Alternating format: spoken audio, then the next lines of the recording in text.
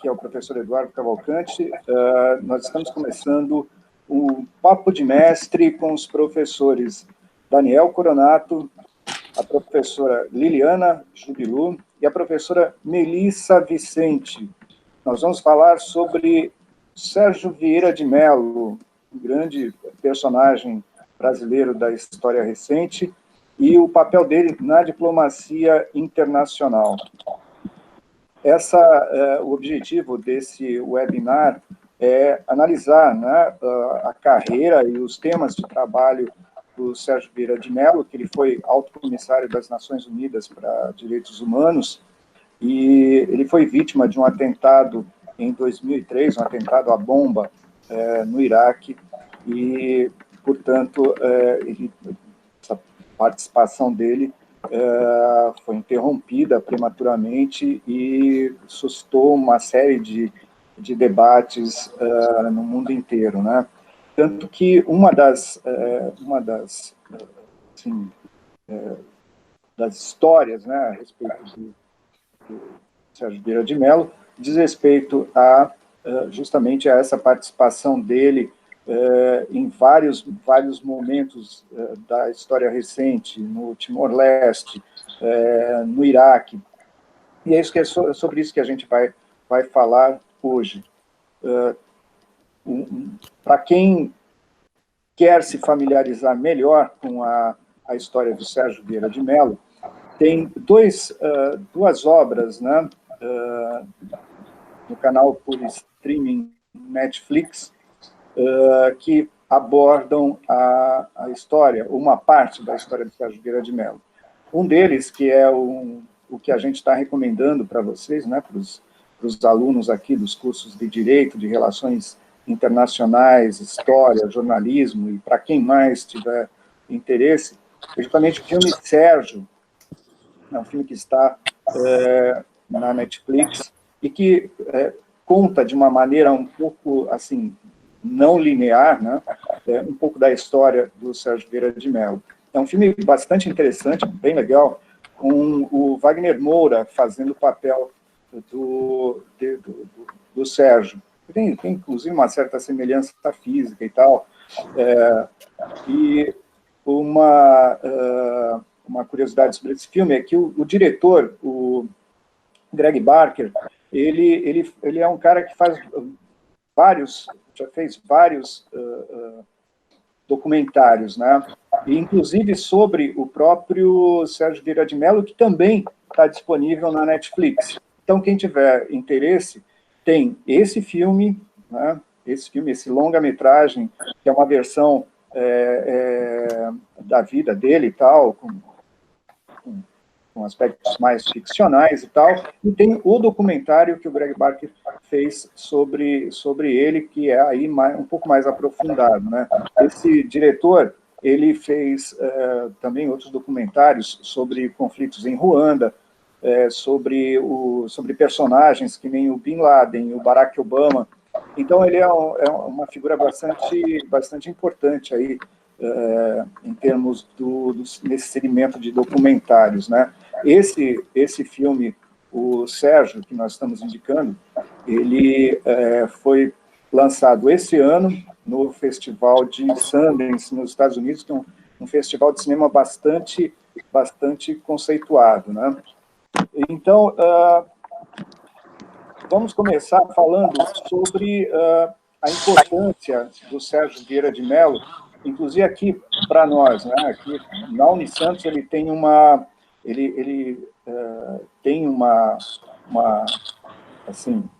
importância bastante grande, tanto que a cátedra, né? A cátedra que trata de refugiados e relações internacionais tem o nome dele.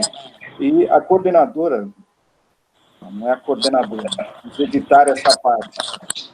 Liliana, qual é a sua... Como é que eu posso... Vice-coordenadora. Vice-coordenadora. Tá, ok. Bom, aqui para a gente, da Universidade Católica de Santos, ele é uma figura bastante importante, tanto que ele inspirou a formação da cátedra que leva o nome dele. E quem vai falar um pouco sobre essa cátedra é a vice-coordenadora, a professora Liliana Lira Jubilu. Tudo bem, professora? Tudo bem, Eduardo, super obrigada pelo convite, é um prazer estar aqui podendo difundir um pouco mais essa questão das pessoas refugiadas e da nossa cátedra, em parceria com o Alto Comissariado das Nações Unidas para Refugiados.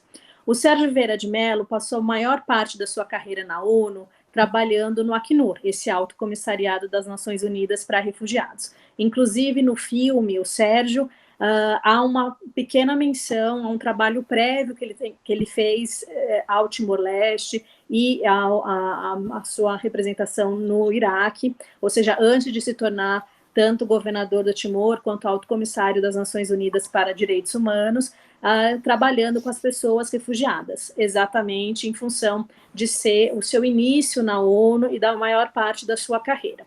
Quando do seu falecimento, o Acnur resolveu fazer uma homenagem e entendeu que a melhor forma seria a criação de parcerias com universidades, inicialmente pensadas para a América Latina e para o Brasil, que levassem o nome do Sérgio Vieira de Mello.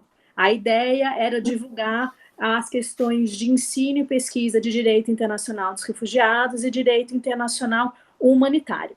Essa iniciativa acabou vingando apenas no Brasil, a partir de 2004, e a Unisantos é uma das pioneiras no estabelecimento de uma cátedra Sérgio Vieira de Mello. Hoje em dia, as cátedras também apresentam um componente de extensão, ou seja, englobam ensino, pesquisa e extensão, e trabalham essa perspectiva das pessoas refugiadas, tentando divulgar a temática para a sociedade e assim resgatando a importância desse tema de trabalho do Sérgio Vieira de Mello na sua carreira na ONU.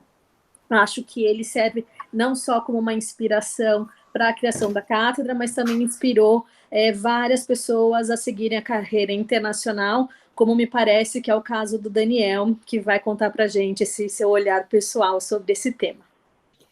Não, foi interessante, né? Então, primeiro de tudo, boa noite para todo mundo.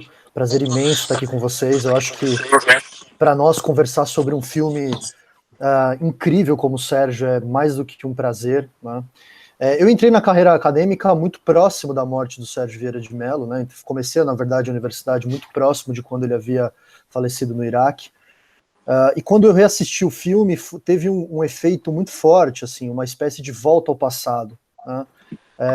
Não porque nós não nos preocupamos com as grandes questões internacionais, não é esse o caso, mas me parece que esse é um filme absolutamente urgente quando ele trata da carreira de um sujeito que foi, para cima de tudo, uma grande inspiração, não só pela sua atuação, mas pela sua conduta frente a uma organização que durante muito tempo, e talvez a gente possa dizer disso até hoje, ela tem sofrido de grandes críticas no meio internacional por a sua incapacidade de solucionar várias questões, né? O Sérgio Vieira de Mello foi uma inspiração para toda uma geração de jovens internacionalistas, né? Boa parte das pessoas que se interessaram por relações internacionais nos anos 2000 tiveram um pouco da sua influência, alguns de forma mais decisiva, outros de forma muito decisiva. Eu não me envergonho de dizer que fiquei extremamente emocionado assistindo o filme, né? A gente pode depois, né, Edu, conversar um pouco sobre as questões técnicas do filme, né? Mas para além de tudo isso, tem uma narrativa ali de um componente utópico, de um componente que faz com que a gente tenha vontade de pensar o mundo de uma forma muito diferente, né? No mundo atual em que a realidade, a realpolitik, as questões que envolvem o pragmatismo parecem estar em prática, né? A gente faz cálculos utilitários o tempo todo, a gente maximiza os nossos ganhos, minimiza os nossos custos o tempo inteiro. Um filme que fala de um sujeito que tenta o caminho mais difícil, que é o caminho da diplomacia, né? Não se enganem, esse é o caminho mais difícil, o caminho da força é claramente o caminho mais fácil. Esse é um sujeito que inspira nós internacionalistas a pensar na construção das pontes. Eu acho que é interessante nesse ponto, Daniel, a gente dar uma contextualizada para o pessoal entender melhor essa questão da guerra do Iraque. E, para isso, a gente pede que a professora Melissa dê a sua visão sobre esse conflito, né? Sim. Boa noite, pessoal. Obrigada pelo convite. É um prazer enorme estar aqui com vocês, discutindo um filme inspirador, como o professor Daniel citou, e que, né, deixou o seu nome registrado aí na ONU através da sua presença marcante no Acnur, né? E o Sérgio Vieira de Mello, ele atuou em alguns conflitos históricos, como o filme ele faz um recorte, ele trata apenas da questão do Timor e da Guerra do Iraque. Então, para a gente falar rapidamente só sobre a Guerra do Iraque, contextualizar o pessoal que não tem muita familiaridade com história, né, e com esse contexto, porque Guerra do Iraque a gente tem que voltar aí mais de 1000 anos, né, para explicar tudo o que acontece naquela região do Oriente Médio. A gente tem dois conflitos antecedentes à Guerra do Iraque. Nós temos a Guerra do Golfo, ou Guerra do Kuwait, em 1990, 91, né? A Guerra do Iraque, a gente periodiza ela de 2003 até 2011, então um dos conflitos mais longos que os Estados Unidos se envolveu aí. Esse conflito da Guerra do Iraque, ele está relacionado também com o conflito Irã-Iraque, como um antecedente histórico. E qual é a questão? O Iraque, ele invadiu o Kuwait durante a Guerra do Golfo, acusando o Kuwait de ter desvalorizado o preço dos barris de petróleo. E, além disso, e como desdobramento, nós vamos ter isso lá no governo George Bush pai, né? E aí nós vamos ter uma intervenção dos Estados Unidos, né? Logo depois, nós temos também uma questão ideológica, porque o Irã passou por uma revolução, e o Saddam Hussein, como presidente do Iraque, levando aí um Estado que era chamado de Baatista, né? O batistismo, eles pretendiam que essa invasão, que essa revolução iraniana não chegasse no Iraque. Nisso ele foi até apoiado pelos Estados Unidos, Saddam Hussein. E aí nós temos essa questão se ampliando, né? Por quê? A questão da disputa pelo território, de controle das reservas de petróleo, né, naquela região, mais uma, digamos assim, uma desculpa oficial de que o regime do Saddam Hussein estava desenvolvendo armas químicas e biológicas, né, que é a motivação principal dos Estados Unidos fazer a coalizão com a Inglaterra para invadir o Iraque. Nós temos essa associação, né? Temos um processo de guerra civil também no Iraque, xiitas e sunitas, que vai depois acabar estourando e vai prolongar essa questão do Iraque até 2011, quando nós vamos ter o advento da Primavera Árabe. E a ligação do Saddam Hussein, do regime do Saddam Hussein com a Al-Qaeda, né, são as justificativas para os Estados Unidos invadirem o Iraque. Apesar da ONU ter mandado uma missão em 2003, em fevereiro de 2003, então a guerra começa no dia 20 de março, em fevereiro a ONU esteve presente fazendo lá uma revista, né, sobre essa possibilidade de armas químicas e biológicas e não ter encontrado nada. O presidente Bush, ele decide invadir, porque aquela região realmente era extremamente importante economicamente naquele cenário. Professora Liliana, uma das questões subjacentes a todas essas guerras regionais, ela é a dos refugiados, né? E o Sérgio Vieira de Mello, ele era muito ligado a essa área. E talvez fosse interessante a gente dar uma definição exata do que seriam os refugiados, né? Isso é uma questão que até hoje está aí premente. Você pode dar para a gente essa definição? Claro, na verdade, todo o uso da força no cenário internacional tem um custo humano bastante significativo e impactos na vida das pessoas, né? Um dos reflexos mais visíveis que a gente tem desses conflitos é o deslocamento de pessoas. O refúgio surge, na verdade, exatamente em função de um momento de instabilidade, que é a Revolução Russa, no começo do século XX.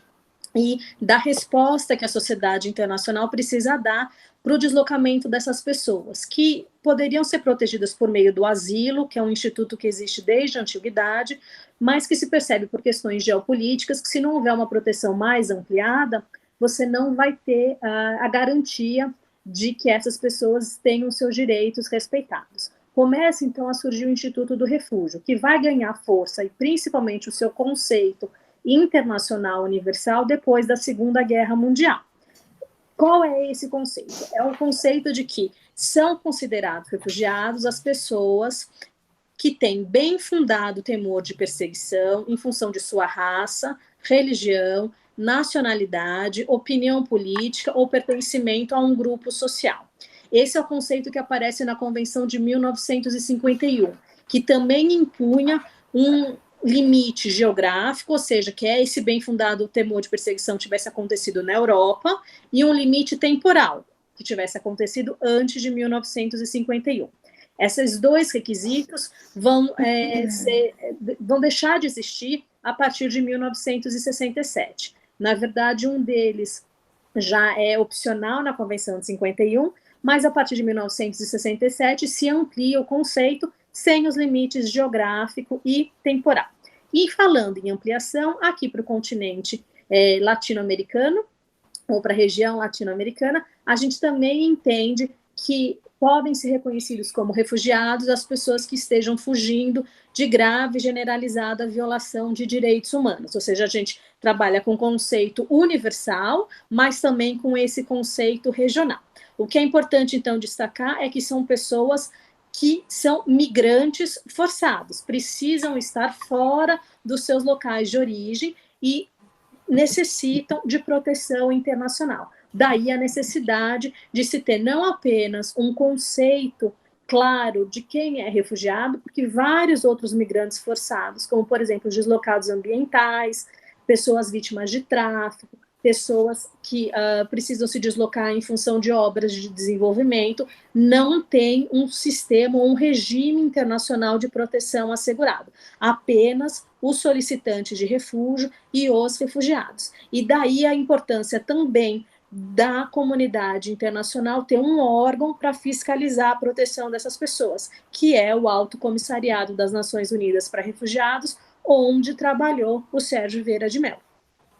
Essa união, né, dos países para assegurar proteção a refugiados, ou mesmo para negociar soluções de conflitos, esses aspectos todos, eles, professor Daniel, isso a gente chama, isso é chamado de multilateralismo, não é isso? Isso, exatamente.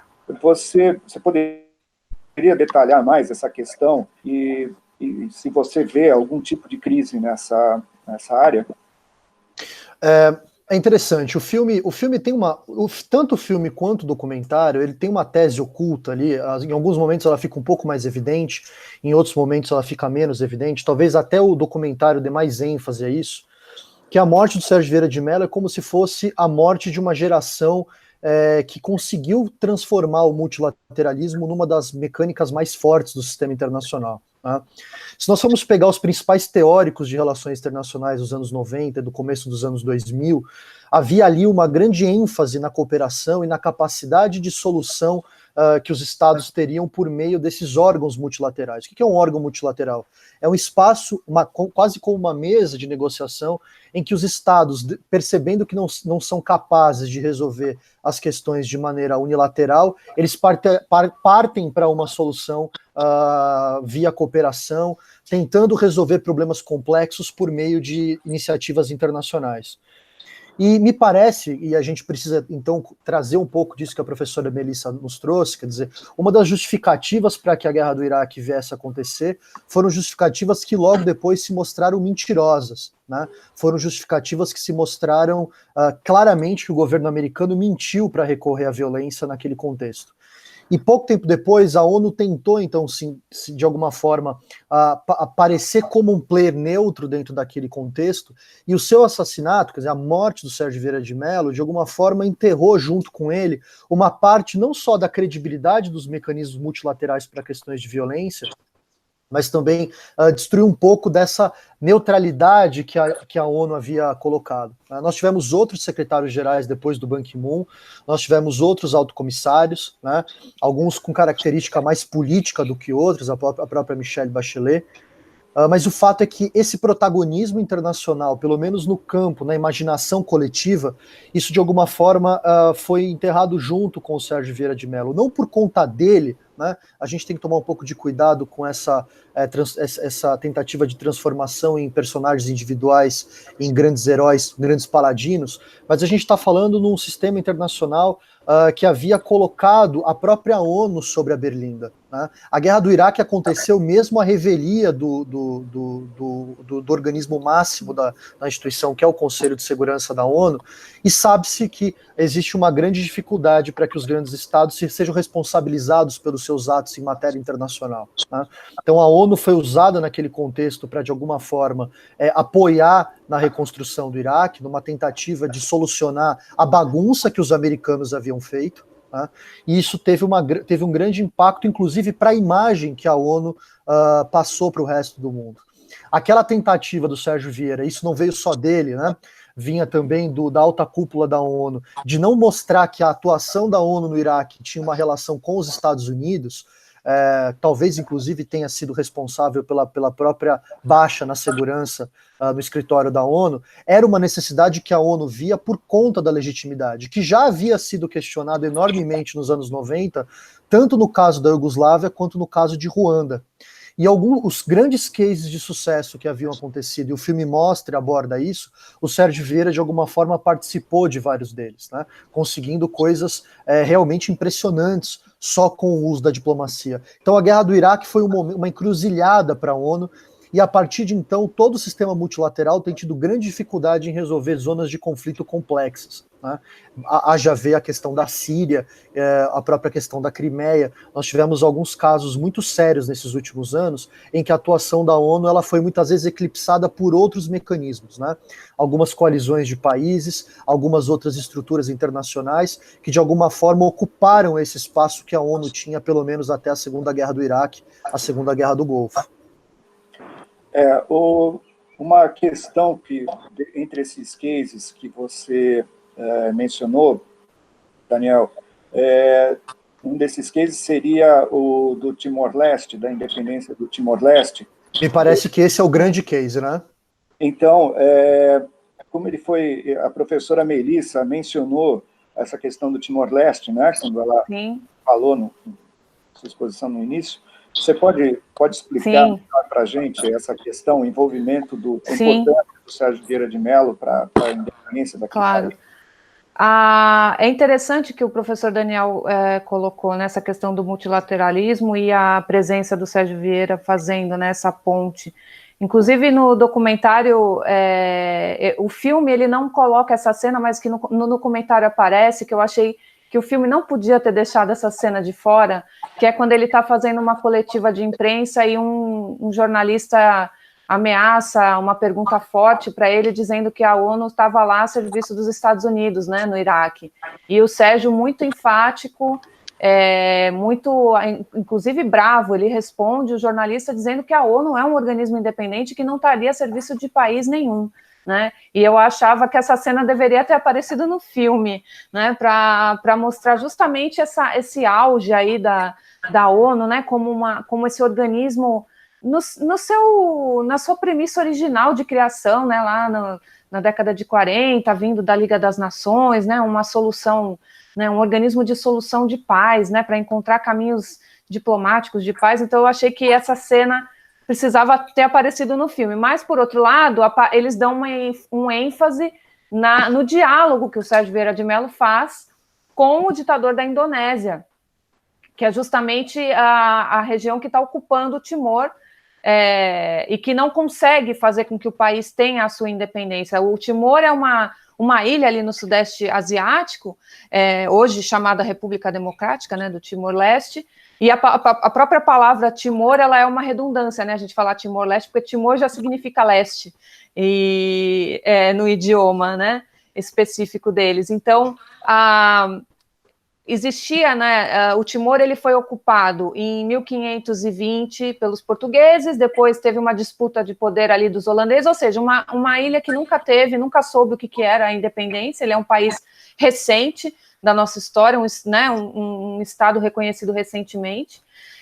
Portugal finca, né, a sua base ali, e essa base só vai sair quando Portugal entra na Revolução dos Cravos, né, no seu processo, né, de democracia, né, de abaixo à ditadura, que foi em 1975, e aí o Timor aproveita, né, essa situação para declarar sua independência. Porém, a Indonésia, que deixando claro aí que essa ilha ela é dividida em duas partes, então nós temos a parte ocidental, que é a Indonésia, e a oriental, que é o Timor. Então, a Indonésia invade, né, a região, e eles não conseguem, né, ficam mais de 20 anos de dominação, genocídio, violência, massacre contra a população timorense.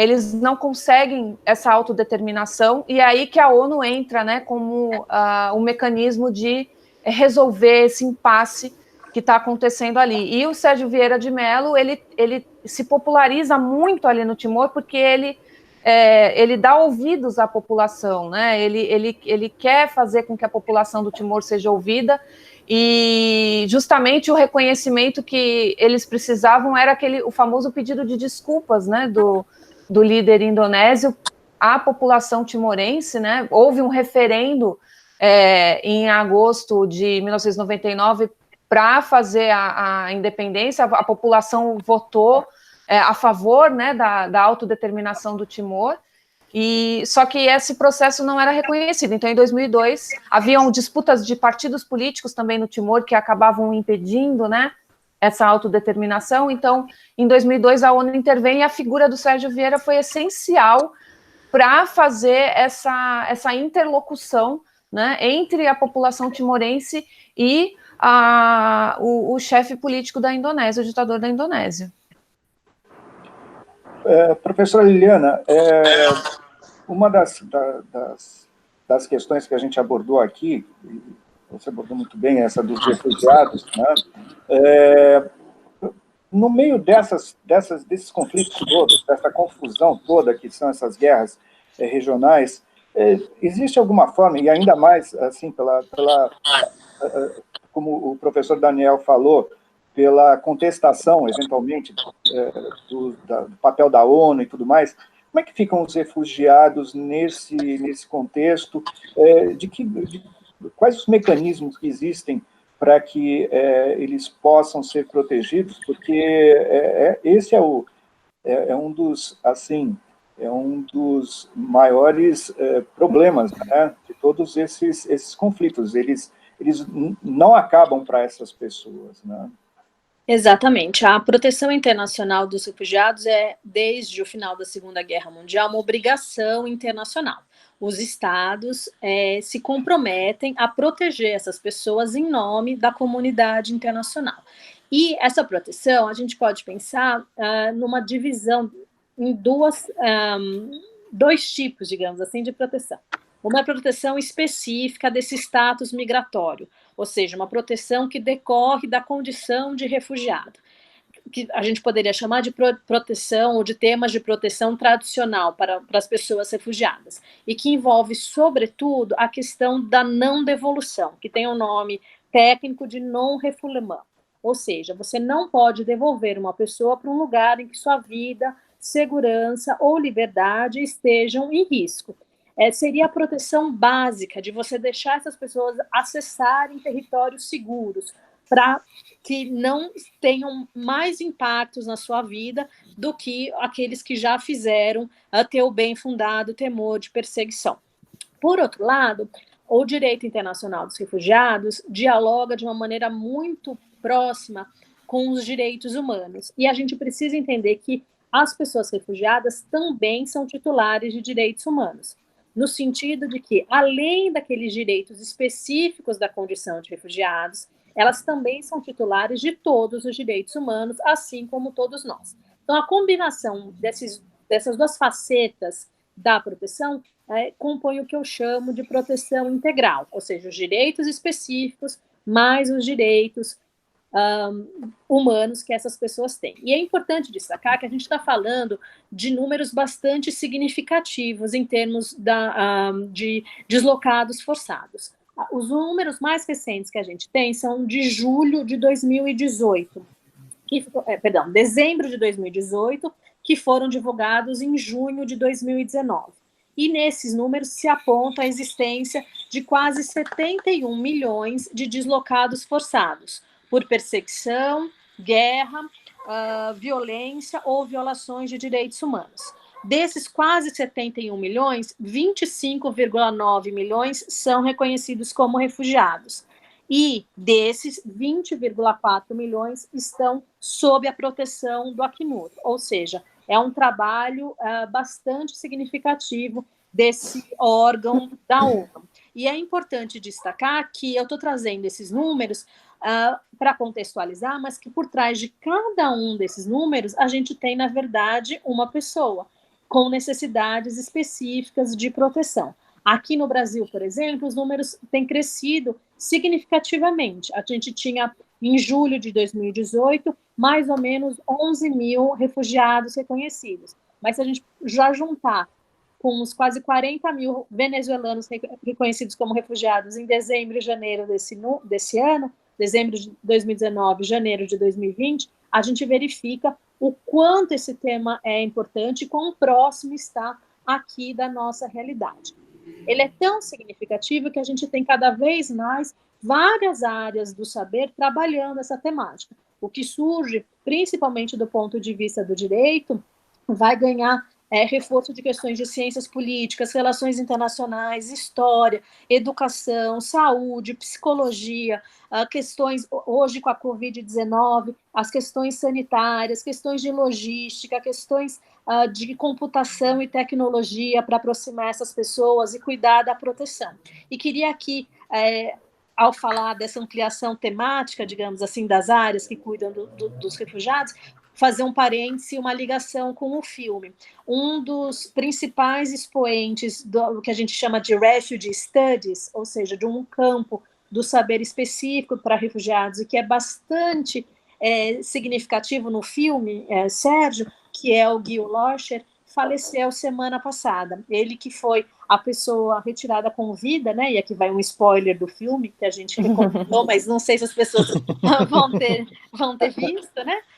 Mas que é esse personagem do filme, que estava, então, no atentado, faleceu semana passada, e foi no que é considerado uma perda significativa para a nossa área do saber. Essa questão dos números, das pessoas por trás dos números, é uma questão importante, ainda mais agora que a gente está nesse contexto, né, de coronavírus e tudo mais, e mesmo questão de desemprego, todas essas questões assim contemporâneas que envolvem muitos números, muitas estatísticas e tal, é muito fácil se abstrair a questão humana por trás delas, né? E falando nessa questão humana, a gente tem que voltar novamente para a ONU, né, professora Melissa? Uhum. Como é que está o papel da ONU agora, nesse contexto atual, ou no contexto mais recente de intervenção em conflitos? Eu acho que, como o professor Daniel comentou, a gente vem observando um silenciamento, né, da ONU frente a algumas crises, né, que nós estamos enfrentando, internacionais. A ONU tem missões de paz, né, no mundo todo, são mais de 45 países que ela está atuando, né, com essas missões.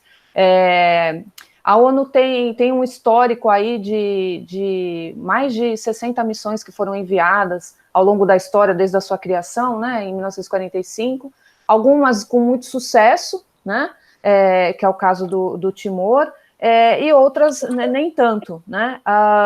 Essa questão do Covid também, a OMS, ela tá bastante, ela faz as suas recomendações, mas a gente vê, pelo menos ela não consegue uma unanimidade, um consenso internacional, né, muita coisa é questionada, e eu acho que a gente acompanha essa questão até de ideologias, né, sendo colocadas aí em pauta que questionam o papel da ONU e da OMS e o que ela recomenda, né? Apesar da maioria dos países seguirem a recomendação da OMS, nós temos o nosso país que faz a crítica à OMS e alguns outros estados-nação aí que não seguem recomendações, como o caso da Hungria. Então, eu acredito que precisaria haver um resgate, né, da ONU como esse instrumento primordial, né, de participação política, de procurar cooperação internacional para enfrentar essas crises, não só conflito armado, mas é uma crise como essa pandemia que nós estamos enfrentando, né? Inclusive, recentemente eu li no site da UOL por que o Sérgio Vieira de Mello seria um líder importantíssimo nessa pandemia, né? Eles fizeram um link aí do filme com a situação atual que nós estamos vivendo, porque precisaria haver uma liderança como ele, né? Ele tinha uma liderança nata, né? Ele era uma pessoa carismática, como o filme apresenta, né? Um excelente negociador, né? Então, toda essa habilidade dele, eu acho que se faria muito necessária em tempos onde a ciência está sendo questionada, nós temos a OMS que não tem o devido crédito, né, pelo seu cuidado aí com a pandemia. Então, eu penso que esse resgate seria necessário e nós sentimos falta dessas lideranças internacionalistas, né, que o Sérgio Vieira de Mello representava. Ele era cotado para ser o substituto do Kofi Annan, né, no secretariado-geral da ONU, né, a principal liderança da Organização das Nações Unidas. Então, eu entendo como realmente uma crise institucional, né, que nós estamos observando. Bom, isso nos leva de volta à questão do multilateralismo. Eu gostaria de saber do professor Daniel qual é o grau de otimismo ou de pessimismo dele em relação a esse futuro. Eu acho que a gente pode abordar isso por diversas formas, mas eu acho que antes de qualquer coisa, a gente precisa dar uma olhada nas mentalidades, né? Nesses últimos anos, tem acontecido de várias nações importantes do mundo terem eleito políticos que majoritariamente têm uma grande desconfiança com relação ao multilateralismo como solução das questões internacionais. Tanto na Europa, nos Estados Unidos, aqui na América Latina, vários políticos chegaram no poder com um discurso muito autonomista e soberanista, né? Nós sabemos, né, qualquer um que conhece um pouco da história das relações internacionais, história da política internacional, sabe que ao longo da história sempre houve uma tensão entre esses organismos internacionais e os estados nacionais, uma espécie de cabo de guerra, porque sempre existia um certo entendimento que essas organizações internacionais, elas de alguma forma tiravam uma parte da soberania dos estados, né? E esses novos políticos que entraram agora nesse novo rol de políticos internacionais, vários deles questionam diretamente o multilateralismo e questionam diretamente as soluções multilaterais, inclusive vários deles apelando para algum tipo de discurso de caráter conspiracionista, né?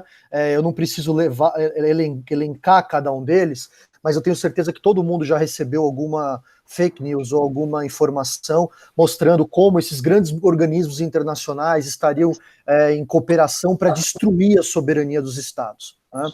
Então há no campo da percepção, me parece que 2003 foi talvez o primeiro momento em que essa percepção foi abalada de maneira decisiva, ainda que Ruanda e o caso iugoslavo tenham de alguma forma já começado esse processo de erosão. A partir de 2003, isso se intensifica ao longo das últimas décadas, um desprestígio das soluções multilaterais. É curioso notar que na crise de 2008, paradoxalmente, nós tivemos talvez um dos momentos de maior coordenação política em torno da grande crise econômica de 2008, né? Os estados, principalmente em volta de um organismo chamado G20, de fato conseguiram coordenar políticas, e isso foi muito importante para que aquela crise, que foi uma crise de proporções mundiais, não tivesse contornos ainda maiores. O que chama atenção agora, no nosso momento atual, é que, ao que parece, há uma espécie de pane da maioria dos grandes regimes internacionais.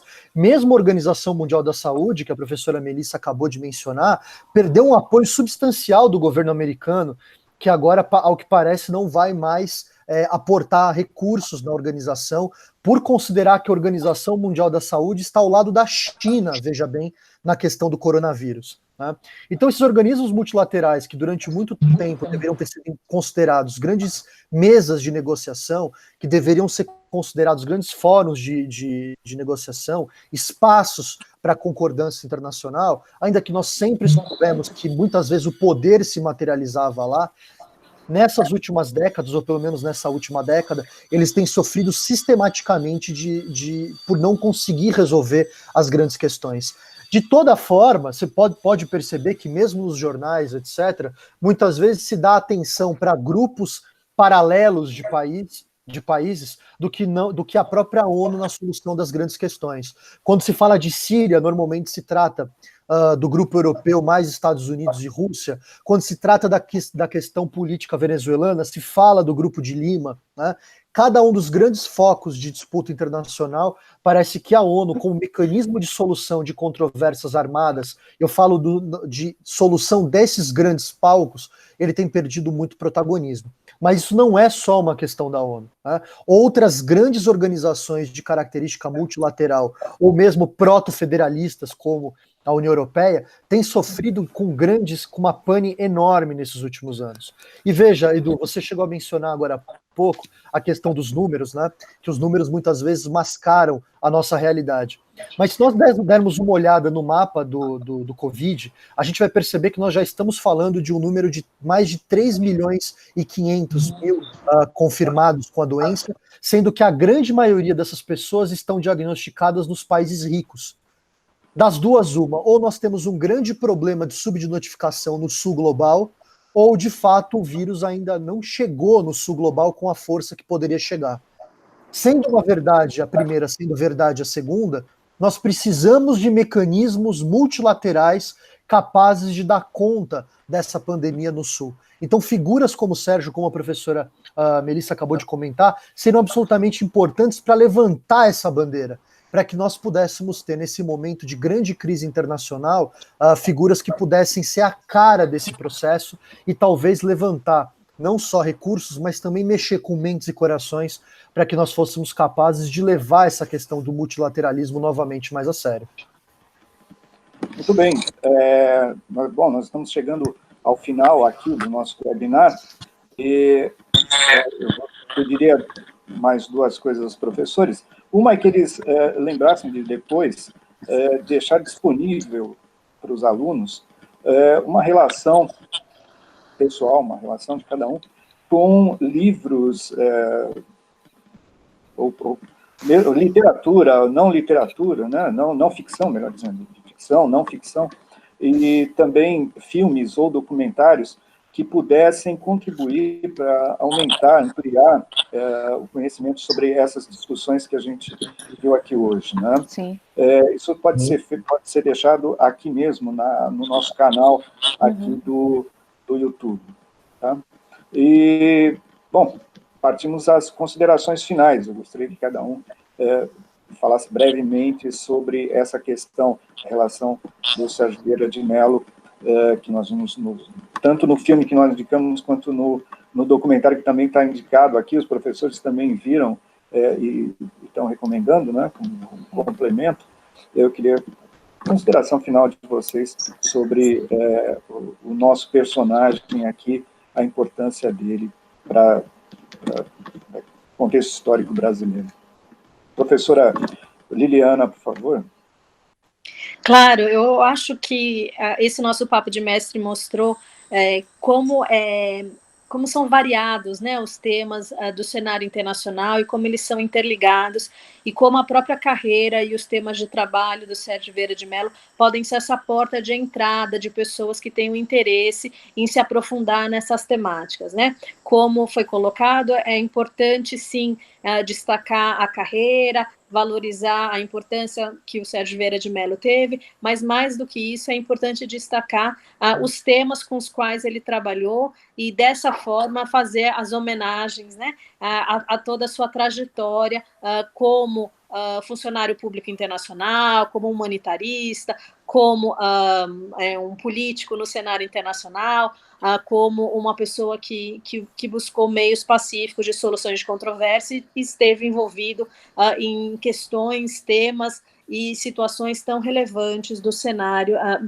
internacional. Então, eu espero que esse nosso papo de mestre tenha servido para estimular o interesse das pessoas por esses mais diversos temas, seja do multilateralismo, da questão do uso da força no cenário internacional, o resgate histórico de conflitos internacionais e crises internacionais que aconteceram ali na década de 1990 e no começo dos anos 2000, e principalmente, no meu caso e no caso da nossa cátedra, para as pessoas refugiadas.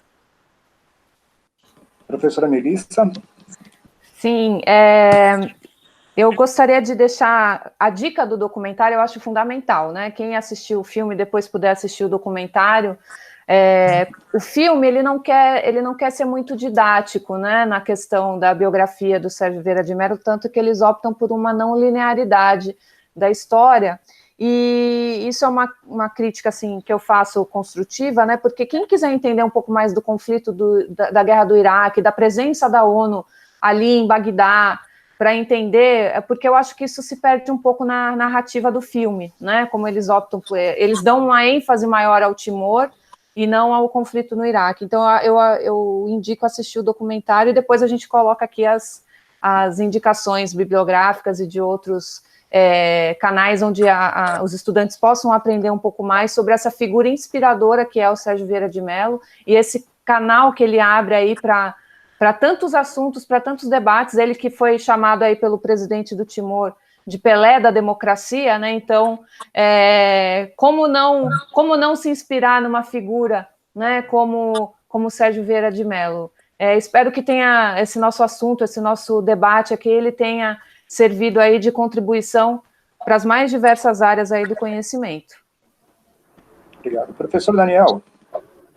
Bom, eu quero também agradecer a iniciativa urgente, absolutamente necessário discutir a carreira e a obra e os temas que a professora Liliana trouxe que envolvem essa trajetória do Sérgio Vieira de Mello.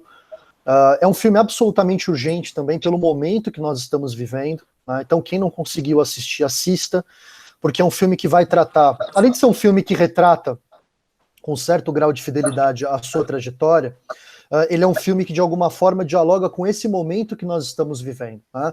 Desse apagão que eu havia comentado agora há pouco, mas também um momento em que as democracias elas estão se repensando, um momento em que esse papel humanista também está se repensando, em que há uma certa blitz que cerca figuras como Sérgio Vieira de Mello, e essas figuras se tornaram cada vez mais importantes. Eu acho que não haveria momento mais importante para esse filme ser lançado, né? O time não deve ter sido pensado, obviamente, mas o time foi absolutamente perfeito, porque ele conseguiu nos dar munição nesse período em que todos nós estamos em quarentena, né? Um período de introspecção, um período que a gente está repensando a nossa vida, repensando a nossa carreira e nos obrigando a repensar o mundo. Ele parece ser um filme que vem no momento certo para trazer temas que nesses últimos anos ficaram eclipsados por coisas que, ao meu ver, são menos importantes, né? E talvez o filme do Sérgio tenha nos trazido de volta um pouco do horizonte dos temas que realmente importam e temas que possam nos colocar num caminho melhor nesse período pós-pandêmico, e espero que esse período acabe logo. Ok, muito obrigado, professor Daniel, professora Liliana, professora Melissa, e fiquem ligados, até o próximo Papo de Mestre.